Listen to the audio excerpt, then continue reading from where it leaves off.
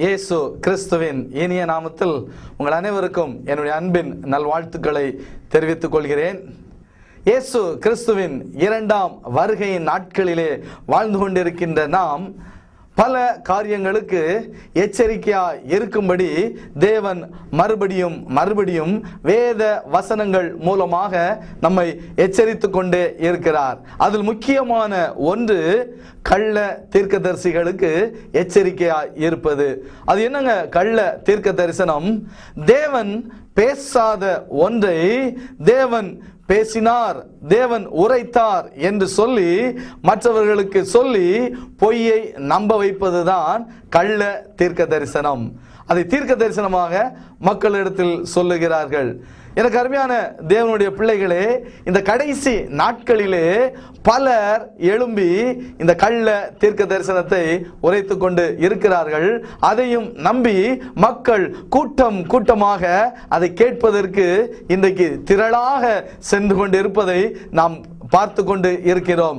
குறிப்பாக ஜனவரி மாதம் அந்த 1ஆம் தேதி ஆரம்பித்தாலே இந்த வருடத்திற்கான தீர்க்க தரிசனம் என்று சொல்லிக்கொண்டு பல இடங்களிலே இந்த தீர்க்க தரிசன கூட்டத்தை அவர்கள் நடத்துகிறார்கள். அதற்கு மக்கள் திரளாகவும் செல்லுகிறார்கள். என்ன சொல்லுகிறார்கள்?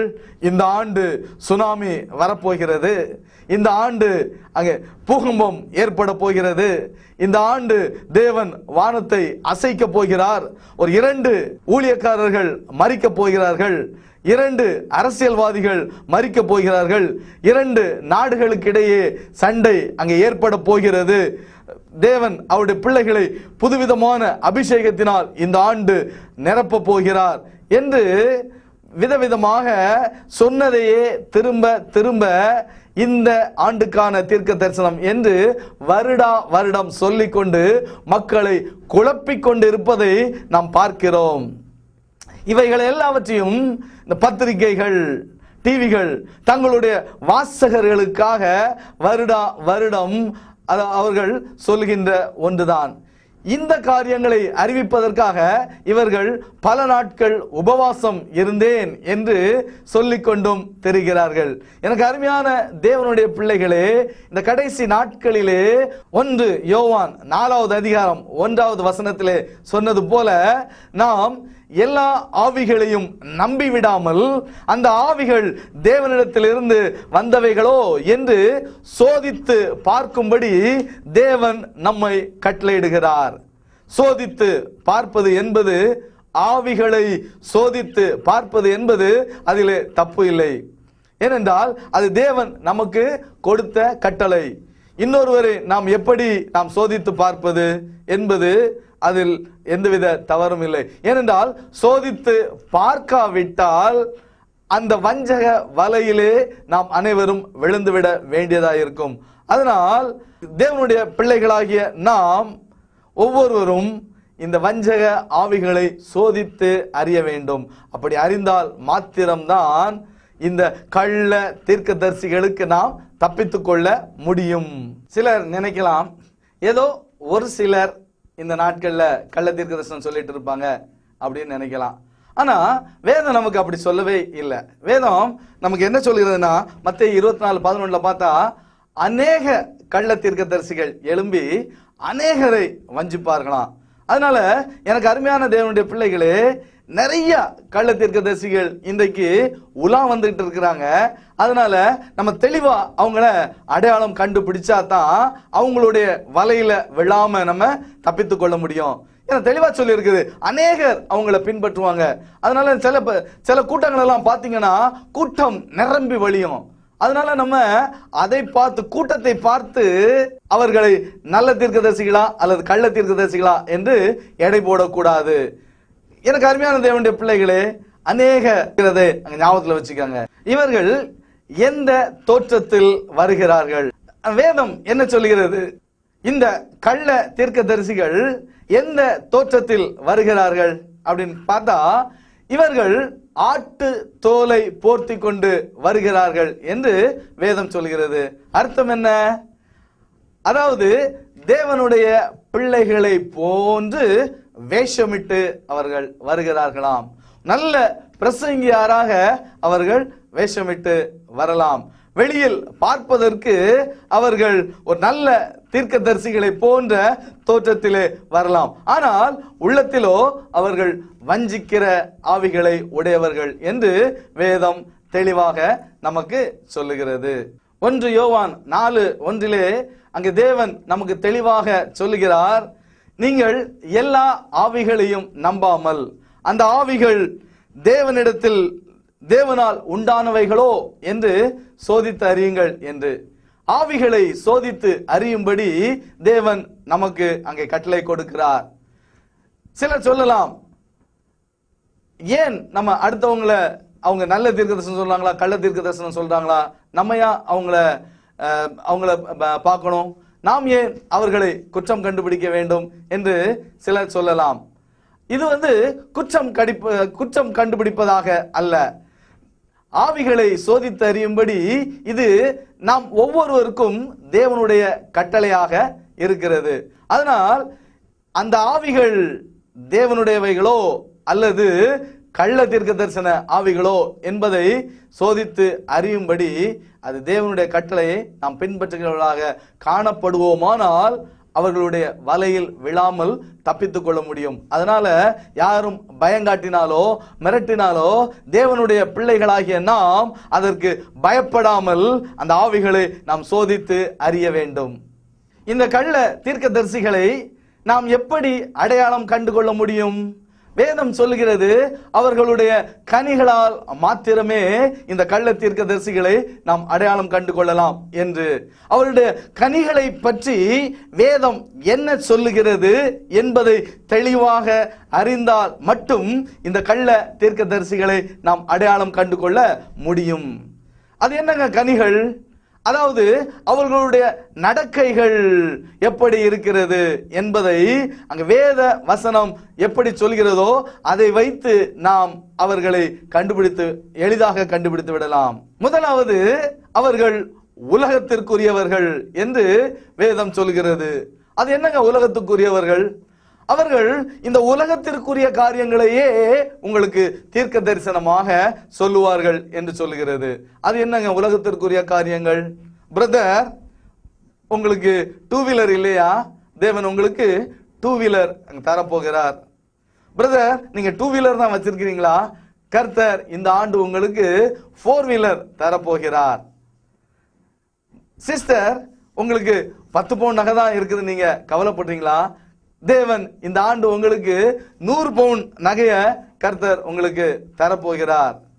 பிரதர், கர்த்தர் உங்களுக்கு வெளிநாட்டிலே ஒரு வேலையை ஆயத்தப்படுத்தி வைத்திருக்கிறார் என்று எனக்கு வெளிப்படுத்துகிறார் என்று இந்த உலக பிரகாரமான காரியங்களை இவர்கள் சொல்லுவார்கள்.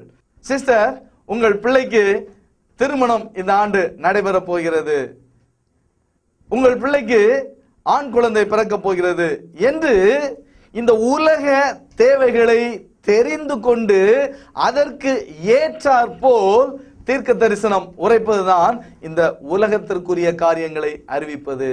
அதான் தெளிவா சொல்லி இருக்குது, அவர்கள் உலகத்திற்குரியவர்கள், உலகத்திற்குரியவைகளையே தீர்க்க தரிசனமாக உங்களுக்கு சொல்லுவார்கள் என்று. இரண்டாவது, இவங்க பொருளாசை உடையவர்கள் என்று வேதம் சொல்லுகிறது. அதாவது ஊழியம் எதற்காக? பணம் சம்பாத்தியம் பண்ணுவதற்காகவே ஊழியம்.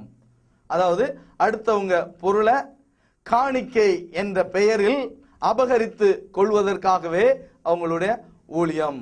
அதனால்தான் இவர்கள் பொருளாசை மிகுந்தவர்கள் என்று வேதம் சொல்லுகிறது. தெளிவா கண்டுபிடிச்சிடலாம், காணிக்கைக்காகவே இவங்க ஊழியம் நடத்துறத. அதே மாதிரி அடுத்தவங்களுடைய சொத்துக்களை அங்கே அபகரித்து வாங்குவதை வைத்து, காணிக்கையாக வாங்குவதை வைத்து நாம் தெளிவாக அறிந்து கொள்ளலாம் அவர்கள் பொருளாசை உடையவர்கள் என்று. இந்த பொருளாசையை குறித்து வேதம் என்ன சொல்கிறது என்றால், அவர்கள் அது விக்கிரக ஆராதனை என்றும், அந்த பொருளாசை உடையவர்களை விக்கிரக ஆராதனைக்காரர்கள் என்றும் அங்கே வேதம் தெளிவாக சொல்லுகிறது.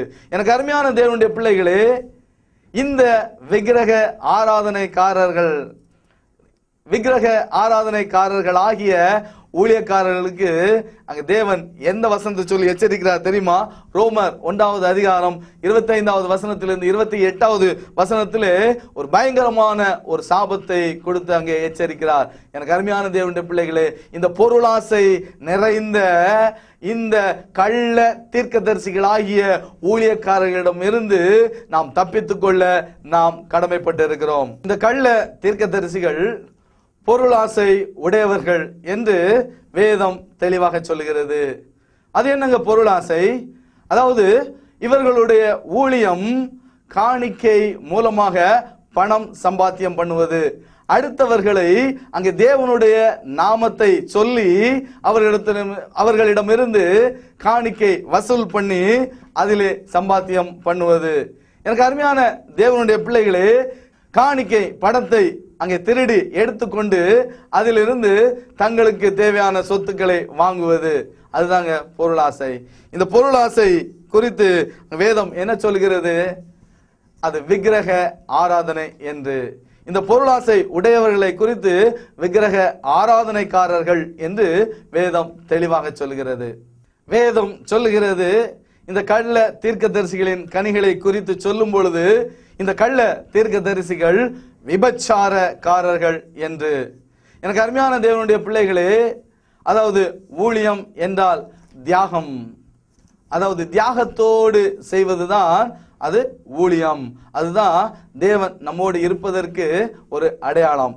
என்றைக்கு தியாகம் ஒரு ஊழியக்காரரை விட்டு வெளியேறுகிறதோ அன்றைக்கு சுயநலம் என்கின்ற ஒரு ஆவி உள்ளே வந்து விடுகிறது. சுயநலம் உள்ளே வந்துவிட்டால் அந்த மனிதனை அது பொருளாசை உள்ளவனாக மாற்றி விடுகிறது. பொருளாசையின் மேல் ஒரு மனுஷனுடைய இருதயம் போய்விட்டது என்றால், தேவனுடைய நாமத்தை அங்கே தவறாக பயன்படுத்தி பொருள் சம்பாத்தியம் பண்ணுவதற்காக அங்கு மனிதனுடைய இருதயம் போய்விட்டது என்றால் அங்கே விபச்சார ஆவி உள்ளே புகுந்து விடுகிறது. எனக்கு அருமையான தேவனுடைய பிள்ளைகளே, எந்த ஒரு ஊழியமாக இருந்தாலும் சரி, அங்கே சுயநலம் வந்து பொருளாசை புகுந்து கொண்டால் அங்கே விபச்சாரம் புகுந்து விடுகிறது. அதுல இந்த கள்ள தீர்க்க தரிசன ஊழியமும் அங்கே தப்பாது. அடுத்து இவங்களை குறித்து என்ன சொல்லி இருக்கிறது?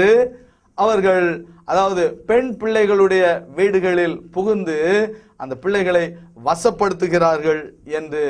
வேத வசனத்தை அங்கே கற்றுக்கொண்டு அவைகளை அறிந்து கொள்ளாத அந்த பெண் பிள்ளைகளுடைய வீடுகளில் இவங்க புகுந்து அங்க தீர்க்க தரிசனம் சொல்றோம்னு சொல்லி புகுந்து அவர்களை வசப்படுத்திக் கொள்கிறார்கள். எனக்கு அருமையான தேவனுடைய பிள்ளைகளே, எனக்கு அருமையான வாலிப சகோதரிகளே, இந்த கள்ள தீர்க்கதரிசிகளை குறித்து மிகவும் நீங்கள் எச்சரிக்கையா இருக்க வேண்டியது மிகவும் அவசியம். எனக்கு அருமையான பெற்றோர்களே, தீர்க்க தரிசனம் கேட்கிறோம் என்கின்ற போர்வையில் குறி கேட்பதற்காக இந்த கள்ள தீர்க்க தரிசிகளை நீங்கள் உங்கள் வீடுகளில் புக விட்டு விடாதீர்கள். எச்சரிக்கையாக இருங்கள். வேதம் என்ன சொல்கிறது? இந்த கள்ள தீர்க்க தரிசிகள் உல்லாசமாக வாழ்கிறவர்கள் என்று. காணிக்கை பணத்தை கொள்ளையடித்து அதிலே உல்லாசமாக வாழ்க்கை நடத்துபவர்கள். லேட்டஸ்ட் கார், லேட்டஸ்ட் பைக் அல்லது விதவிதமான நகைகள், டைமண்ட் நகைகள் என்று தங்களுக்கு அவர்கள் வாங்கி குவிப்பார்கள். இந்த காணிக்கை பணத்திலே அவர்கள் தங்களுக்காக பலவிதமான சொத்துக்களை வாங்கி குவிப்பார்கள். பினாமி பேர்ல கூட இவங்க பல பிசினஸ்கள் பண்ணுகிறார்கள். தங்களுடைய சொந்த பெயர்ல கூட அநேக பிசினஸ்கள். எதுல? காணிக்கை பணத்திலே பணத்தை பயன்படுத்தி, அதாவது ஊழிய விரிவாக்கும் என்று சொல்லிக்கொண்டு வெளிநாடுகளிலே அங்க பல காரியங்களிலே முதலீடு செய்கிறவர்கள். எனக்கு அருமையான தேவனுடைய பிள்ளைகளே, இவர்கள் உல்லாசமாக வாழ்கிற இந்த கள்ள தீர்க்கதரிசிகளை குறித்து எச்சரிக்கையா இருப்பது அது நம்முடைய கடமையா இருக்கிறது. வேதம் என்ன சொல்லுகிறது? இந்த கள்ள தீர்க்கதரிசிகள் தாங்கள் யூகிக்கிற தரிசனங்களை அவர்கள் அங்கே தீர்க்க தரிசனமாக சொல்லுகிறார்கள் என்று. அதாவது நல்ல கற்பனை வளம் மிகுந்தவர்கள் விதவிதமாக கற்பனை பண்ணுவாங்க. விதவிதமான அங்க பறவைகளையும் விதவிதமான விலங்குகளையும் இவர்கள் கற்பனை செய்து கொண்டு அந்த பறவைகளும் அந்த விலங்குகளும் ஆகாயத்தின் மேல் நிற்கிறது. அதனால ஆகாயத்திலே ஒரு பெரிய அடையாளத்தை காண போகிறீர்கள். தேவன் வானத்திலிருந்து அங்க ரத்தத்தை கொட்ட போகிறார் என்று அவர்கள் தரிசனம் சொல்லுவார்கள். அடுத்து மலைகளின் மேல் தேவதூதர்கள் நின்று கொண்டு இருக்கிறார்கள். அந்த மலையை அசைக்க போகிறார்கள். அதனால மலைச்சரிவு ஏற்பட போகிறது என்று சொல்லுவார்கள். அடுத்து இந்த கடலின் மேல் ஒரு 12 தூதர்கள் நிற்கிறார்கள். அந்த கடலை கலக்க ஆயத்தமாய் இருக்கிறார்கள். அதனால அங்க சுனாமி வரப்போகிறது. இதுக்கு முன்னாடி நீங்க பார்த்த சுனாமியை விட இப்பொழுது வரப்போகிற சுனாமி அது மிகவும் பயங்கரமாக இருக்க போகிறது என்று கலர் கலராக அவர்கள் தீர்க்க தரிசனமாக சொல்லுவார்கள். எனக்கு அருமையான தேவனுடைய பிள்ளைகளே, பல நேரங்கள்ல இவங்க சொல்லுகிற இந்த காரியங்கள் பலிப்பது போன்ற ஒரு தோற்றத்தை உருவாக்கலாம். எடுத்துக்காட்டா பொதுவாக இவங்க சில நேரங்களில் சொல்ற அந்த தீர்க்க தரிசனங்கள் அது நடப்பது போன்ற ஒரு தோற்றத்தை அங்கே உருவாக்குவார்கள். அநேக நதிகளிலே அங்கே வெள்ளம் கரை புரண்டு ஓடும், பல சேதங்கள் அங்கே ஏற்படும். ஆனா இவங்க குத்து மதிப்பாங்கன்னு என்ன சொல்லுவாங்க, வட இந்திய நதிகளிலே வெள்ளம் வரப்போகிறது, அதனால் பல சேதம் ஏற்பட போகிறது. இது ஒவ்வொரு ஆண்டும் நடக்கக்கூடிய ஒன்றுதான். ஆனா இவங்க குத்து மதிப்பா இந்த மாதிரி சொல்லி இப்படி ஒரு காரியம் நடக்க போகிறது என்று சொல்லி அவர்கள் தீர்க்க தரிசனம் பலித்து விட்டது போன்ற ஒரு தோற்றத்தை உருவாக்குவார்கள். பொதுவாக மழை நேரங்களிலே கொடைக்கானல், ஊட்டி, ஹிமாலயாஸ் போன்ற அந்த மலைப்பகுதிகளிலே மலை சரிவுகள் ஏற்பட்டு, மண் சரிவுகள் அங்கே ஏற்பட்டு அங்கே டிரான்ஸ்போர்ட் அங்கே போகாதபடி பல தடைகளை அங்கே ஏற்படுத்தும். அதனால இவங்க என்ன பண்ணுவாங்க, இந்த மழை நேரம் பார்த்து அவங்க தீர்க்க தரிசனம் சொல்லுவாங்க. மலையின் மேல அங்க தேவதூதர்கள் நின்று ஆட்டிக்கொண்டு இருக்கிறார்கள், அதனால மலைச்சரிவு ஏற்பட போகிறது என்று. இது பொதுவா மழை நேரங்கள் ஏற்படும். ஆனா இவங்க சொன்ன தீர்க்க தரிசனம் தான் பலித்து விட்டது போன்ற தோற்றத்தை இந்த ஜனங்கள், இந்த கள்ள தீர்க்க தரிசிகள் ஜனங்களுக்கு முன்பதாக அவர்கள் உருவாக்குவார்கள். நாம் மிகவும் எச்சரிக்கையாக இருக்க வேண்டும்.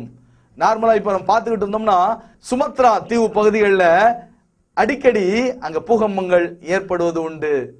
இவங்க என்ன சொல்லுவாங்க, அந்த இந்தோனேசியா பகுதிகளிலே அங்க பூகம்பம் ஏற்பட போகிறது இந்த ஆண்டு என்று. இது வருஷம் எப்படியும் 4-5 தடவை அல்லது 6-7 தடவையோ அந்த சுமத்ரா தீவு பகுதிகளில் அங்க பூகம்பம் ஏற்படுவது உண்டு. இப்படி குத்து மதிப்பாக தாங்கள் யூகிக்கிற தரிசனங்களை இவர்கள் சொல்லி மக்களை நம்ப வைப்பார்கள். எனக்கு அருமையான தேவனுடைய பிள்ளைகளே, இந்த யூகிக்கிற தீர்க்க தரிசனங்களை உண்மையான தீர்க்க தரிசனம் என்று நம்பி ஏமாந்து விடாதீர்கள், எச்சரிக்கையாயிருங்கள். சுற்றுப்புற சூழல் அங்கே மாசுபட்டு புவி வெப்பமடைந்து பனி பிரதேசங்களிலே, அங்கே பனி துருவ பிரதேசங்களிலே பனி உருகுவதை பற்றி இப்பொழுது சில ஆண்டுகளாக அறிவியல் வல்லுநர்களும் அங்கே ஒவ்வொரு நாட்டின் தலைவர்களும் அதை குறித்து எச்சரிக்கிறார்கள். இது இன்றைக்கு பல நாடுகள் அந்த புவி வெப்பமடைதலை தடுக்க பல காரியங்களை செய்து கொண்டு இன்றைக்கு வருகிறது. ஆனா இந்த கள்ள தீர்க்கதரிசிகள் என்ன சொல்லுவாங்க தெரியுமா, நேற்று தான் கடவுள் எனக்கு வெளிப்படுத்தினார், இந்த ஆண்டு அந்த துருவ பிரதேசங்களில் உள்ள பனிகள் உருக போகிறது, இந்த ஆண்டு அந்த பனிகள் உருகி கடல் மட்டம் உயரப் போகிறது என்று. எனக்கு அருமையான தேவனுடைய பிள்ளைகளே, டிவி நியூஸ்களை பார்த்தும் அல்லது இன்டர்நெட்ல பல சைட்டுகளிலே போய் சில இன்ஃபர்மேஷன்களை எடுத்தும் இன்றைக்கு தீர்க்க தரிசனம் என்று சொல்லுகிற இந்த யூகிக்கிற இந்த கள்ள தீர்க்க தரிசிகளை தெளிவாக அடையாளம் கண்டு அவர்களுக்கு எச்சரிக்கையா இருக்க வேண்டியது நம்முடைய கடமையா இருக்கிறது. இந்த கள்ள தீர்க்க தரிசிகளின் கனிகளை குறித்து சொல்லும் பொழுது இவர்கள் கள்ள தரிசனத்தையும் கள்ள சகுனத்தையும் இல்லாத விசேஷங்களையும் இவர்கள் தீர்க்க தரிசனமாக சொல்லுவார்கள் என்று நான் ஜெபித்துக் கொண்டிருந்தேன். கர்த்தர் என்னிடத்திலே அவர் ஆங்கிலத்தில் பேசினார் அல்லது அந்நிய பாஷையிலே பேசினார். நான் அதை தமிழில் மொழிபெயர்த்து எழுதினேன், அதை இப்பொழுது தீர்க்க தரிசனமாக அறிவிக்கிறேன் என்று சொல்லுவார்கள். நான் வாக்கிங் போய்கொண்டு இருந்தேன். ஆவியானவர் அப்படியே என்னை அங்கே வானத்திற்கு கூட்டிக் கொண்டு சென்றார். எனக்கு பரலோக ராஜ்யத்தை அப்படியே சுற்றி காண்பித்தார் என்று அவர்கள் தங்கள் விதவிதமாக தரிசனங்களை சொல்லுவார்கள். இன்னொருவர் இப்படியாக சொல்கிறார், கர்த்தர் என்னை அங்கே பரலோகத்திற்கு என்னை டூர் கூட்டிக் கொண்டு சென்றார். அங்க 3 விதமான அங்க ஜாதிகள் இருக்கிறாங்களாம். அதாவது சாதாரண விசுவாசிகளுக்கு ஒரு இடமா, அடுத்தது இந்த சண்டே ஸ்கூல் யூத் மீட்டிங் எடுக்கிறவங்களுக்குலாம் அதுக்கு இன்னொரு இடமா, அடுத்து பெரிய பெரிய பெரிய பெரிய ஊழியக்காரர்கள் அவரை போன்ற ஊழியக்காரர்களுக்கெல்லாம் தனி இடமா. எனக்கு அருமையான தேவனுடைய பிள்ளைகளே, வேத வசனங்களுக்கு கொஞ்சம் கூட ஒத்துக்கொள்ள முடியாத சகுனங்களையும் தரிசனங்களையும் இவர்கள் தேவன் காட்டினார் என்று அவர்கள் மக்களுக்கு தீர்க்க தரிசனமாக சொல்லுவார்கள். பல நேரங்களிலே அவர்கள் பரலோகத்திற்கும் அங்க நரகத்திற்கும் டூர் போயிட்டு வருவதாக கலர் கலராக சொல்லுவாங்க. எனக்கு அருமையான தேவனுடைய பிள்ளைகளே, இந்த நபர்களை குறித்து மிகவும் எச்சரிக்கையா இருக்க வேண்டியது அது நம்முடைய பொறுப்பு தான். இவர்களை குறித்து வேதம் என்ன சொல்கிறது? இவர்கள் பொய்யின் ஆவியை உடையவர்கள், தேவனுடைய பெயரை சொல்லி பொய்யாய் தீர்க்க தரிசனம் சொல்லுகிறவர்கள் என்று அப்படியே ஜெபம் பண்ணிக்கிட்டே இருப்பாங்க. திடீர்னு பேர் சொல்ல ஆரம்பிச்சிருவாங்க. ஏ எஸ்தர், கர்த்தர் உன்னை சுகமளிக்கிறார். ஏ எலிசபெத், கர்த்தர் உனக்கு ஒரு நல்ல காரியத்தை செய்ய போகிறார். அதாவது இவங்க சொல்லுகிற பெயர்கள்லாம் பார்த்தோம்னா இந்த தமிழ்நாட்டிலே காணப்படுகிற பெயர்களாகத்தான் இருக்கும். கொஞ்சம் சிந்திச்சு பார்க்கணும். இவர்கள் வெளிநாடுகளுக்கு அங்கே தீர்க்க தரிசன ஊழியங்களுக்காக செல்லுவார்கள். அதாவது மலேசியா, சிங்கப்பூர் அந்த பகுதிகளுக்கு போயிருக்கும் பொழுது அங்க ஏதாவது ஒரு சீன பெயர்களை இவங்களால சொல்ல முடியுமா? முடியாது. ஏனென்றால் இது பொய்யின் ஆவி. அடுத்து ஸ்பானிஷ் பேசுற மக்கள் மத்தியில இவங்க போய் அங்க ஜெபம் பண்ணா அங்க அந்த மக்களுடைய அந்த மெக்சிகன் பேரை ஒரு 4 பேரை சொல்ல முடியுமான்னு கேளுங்க. நிச்சயமாக சொல்ல முடியாது. ஏனென்றால் இது பொய்யின் ஆவிகள். ஏன் வட இந்தியாவுக்கு சென்றால் கூட அந்த வட இந்தியர்களின் பெயர்களை இவர்களால் உச்சரிக்க முடியுமா? நிச்சயமாக முடியாது.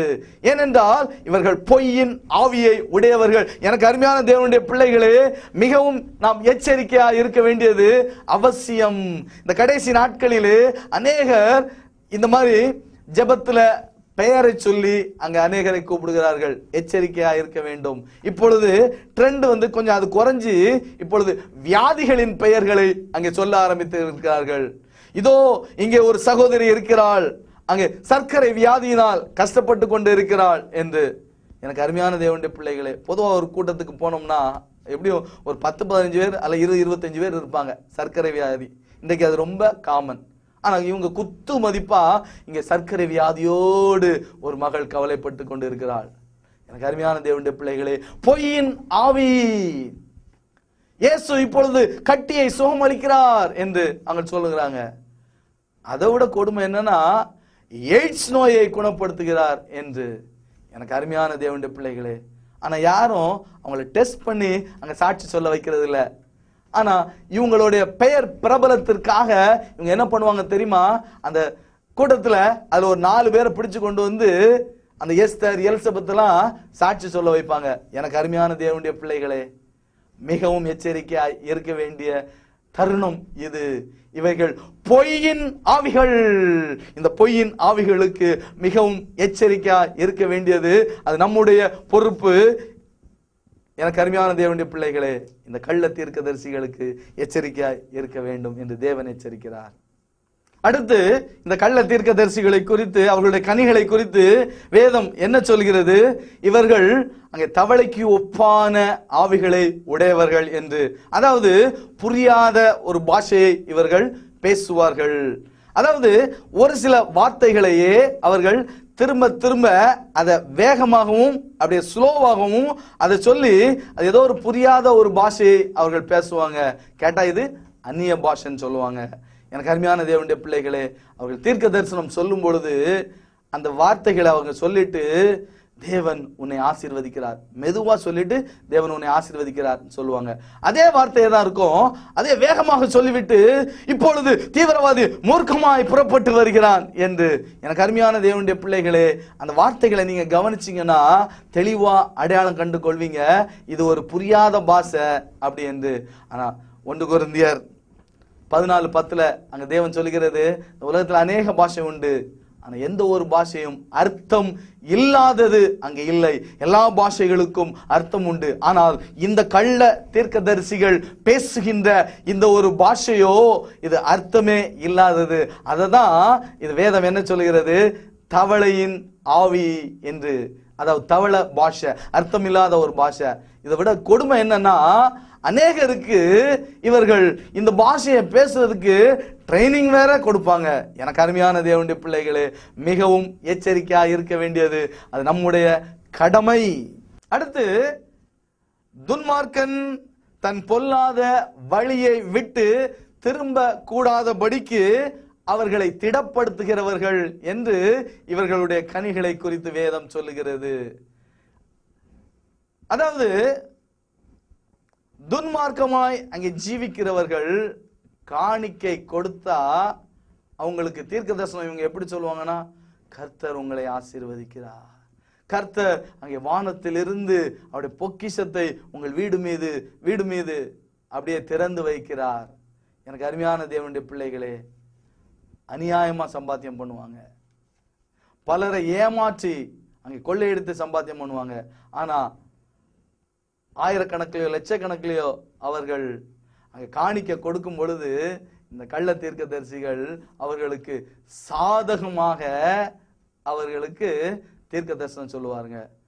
அப்படின்னா என்ன, அதாவது நீ எப்படி வேணாலும் வாழ்ந்துக்கொள், காணிக்க கொடுத்தா கடவுள் உன்னைய ஆசீர்வதிக்க போகிறாரு. எனக்கு அருமையான தேவனுடைய பிள்ளைகளே, வேதம் அப்படி சொல்லவே இல்லை. வேதத்திலே எங்கேயாவது துன்மார்க்கனுக்கு ஆசீர்வாதம் என்று சொல்லி இருக்கிறதா? நிச்சயமாக இல்லை.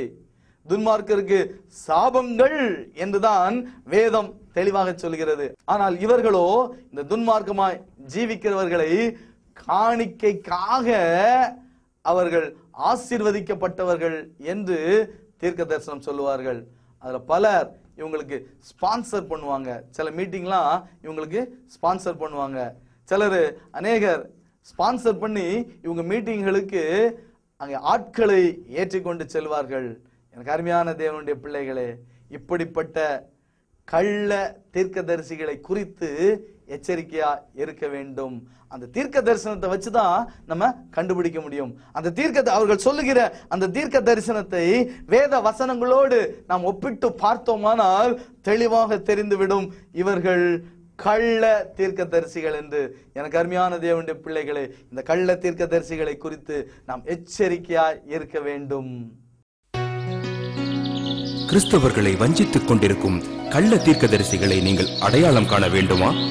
இன்றைய கள்ள தீர்க்கதரிசிகளை வேத வசனத்தின் அடிப்படையில் அவர்களின் கனிகளை கொண்டு அடையாளம் கண்டுகொள்ள சகோதரர் பொன்னுதுரை ஜோசப் அவர்கள் எழுதியுள்ள எச்சரிக்கையின் சத்தம் இந்த புத்தகத்தை வாங்கிவிட்டீர்களா? இலவசம். உங்கள் பிரதிக்கு முந்துங்கள். தொடர்புக்கு சகோதரர் G Ponnudurai Joseph, number 8, Balaji Nagar, Maharaj Nagar post, Palayamkottai, Tirunelveli 11. தொலைபேசி எண் 9489119897.